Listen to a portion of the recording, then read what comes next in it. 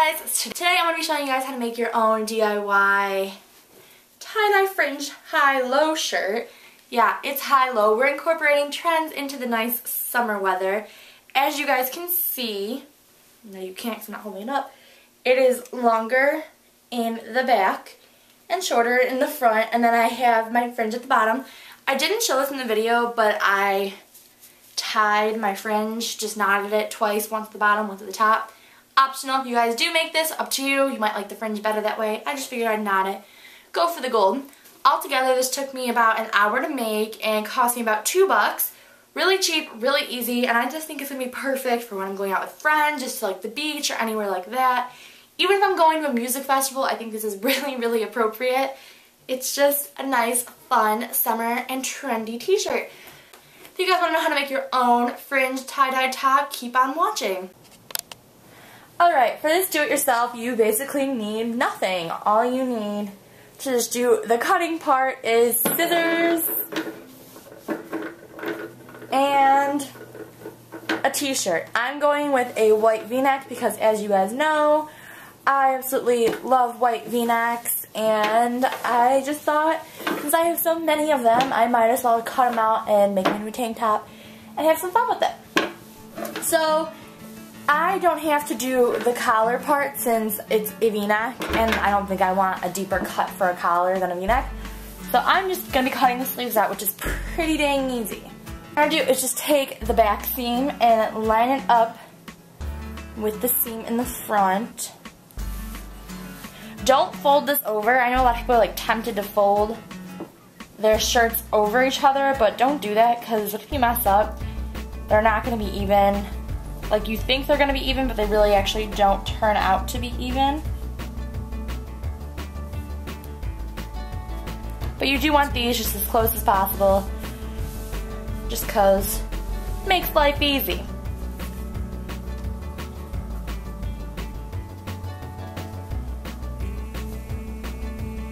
Alright. Now, if you wanted to have like a bandeau showing, you can do a deeper cut.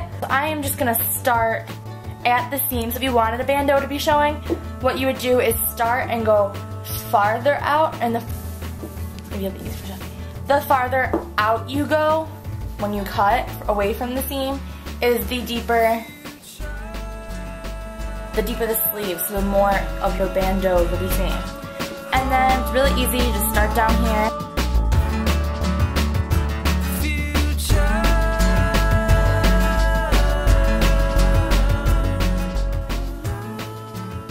What I am doing to make sure they are even is just taking my collar and lining it up, and then seeing where I started cutting. So I started cutting right here, so I at least have the same like evenness and straps. It's just not going to be like I told you guys not to fold it over like this and then just cut both sleeves off. I'm telling you, that's what I meant for no, don't fold it over. But when you get to this part and you want to do your other sleeve, you kind of want your sleeve to be even. So you just fold it over, line it up,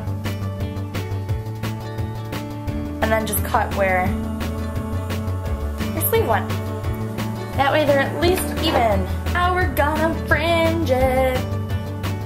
Alright, so now we're gonna fringe it. I made a little incision with my scissors while I was wearing it to know that's the length I want to go up to. So I'm not going to cut this off. Like, I know if you really want like a crop top, what you would do then is like cut up to here, and then you want all of your fringe coming down here.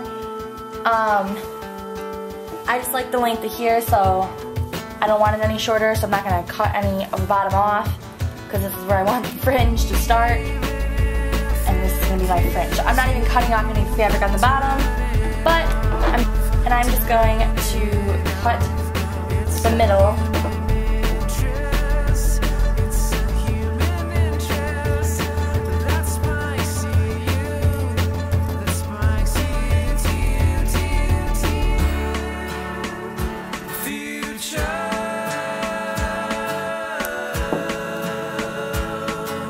There's a lot of different ways you can cut fringe. You can each individually cut pieces, but I want mine to have like really kind of like spaghetti sort of fringe, if you guys know what I'm talking about.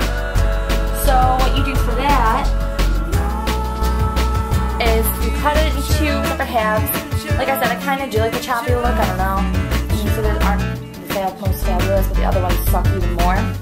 So you just cut it into 2 halves, and then you're just going to keep cutting it in halves.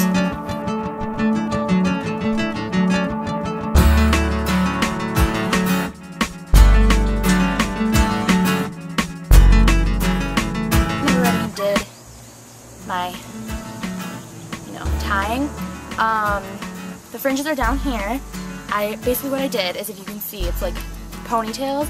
I tied the front high-low into, like the front fringe into their own ponytail, and the ones in the back in their own ponytail, and some of them kind of intertwine, but it's no big deal, because once you take it out, it's no big deal either. I also do not know how to do any cool designs, so if you guys do it, you can do whatever you really want for tie-dye. I just did a twist design, because that's all I know how to do.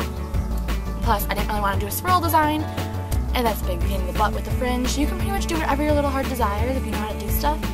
Not just Google some stuff up. What I'm using, by the way, if you guys are curious, it is iDye Sun Yellow, and it's by the brand Jacquard or something. It was on sale at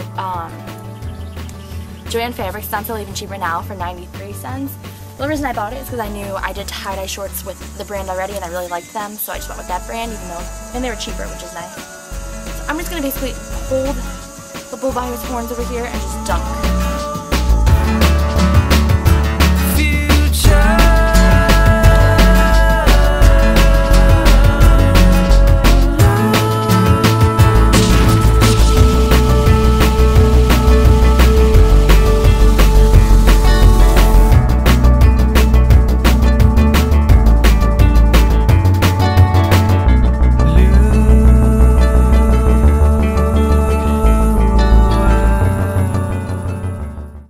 Alright, so now it's time to take the rubber bands off, because I'm doing at least 2 different colors. You can do 1 solid color, you can do 5 different colors, you can do 3, you can do whatever you want. I'm doing 2. Definitely don't recommend dragging it through your house like I just did, but whatever. So you're just going to want to rinse it out with cold water. I definitely recommend using the hose, but I didn't feel like trying to go unravel it, so I'm just kind of improvising. You're going to see all of the dye drain out of it, and then slowly but surely start taking out your future.